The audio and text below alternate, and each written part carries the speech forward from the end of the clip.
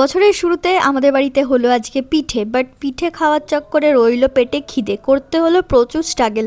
চলো সবটাই তোমাদের সাথে শেয়ার করি। এইবারে তো পুরো জাঁকিয়ে পড়লো শীত, মামার বাড়ি ছেড়ে যাওয়ার তো কোনো নাম নেই। মাকে বললাম মা একটু পিঠে করো না, খুব পিঠে খেতে ইচ্ছা করছে।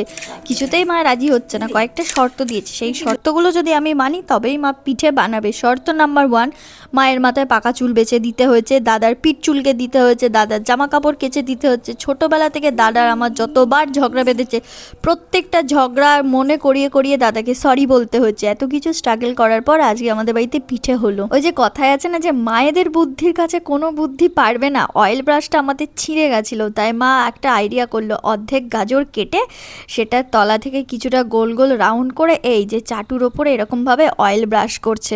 কারণ এই চাটুর ওপরে যদি আমরা প্লাস্টিকের অয়েল ব্রাশ করি ওই ব্রাশটা পুড়ে যাবে, আর সেটাই হয়েছিল।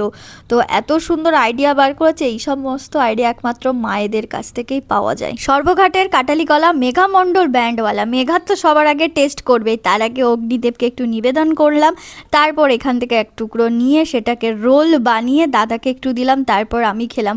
উফ, সেই ছোটবেলায় শৈশবটা ফিরে আসছে। এরকম মা আগে উনুনে রান্না করতো, আমি আর দাদা মাকে গোল করে ঘিরে বসে মা একটা একটা করে বানাতো, আমি আর দাদা খেতাম। এখন সেই সব দিনগুলো যেন কেমন স্মৃতি হয়ে এসছে।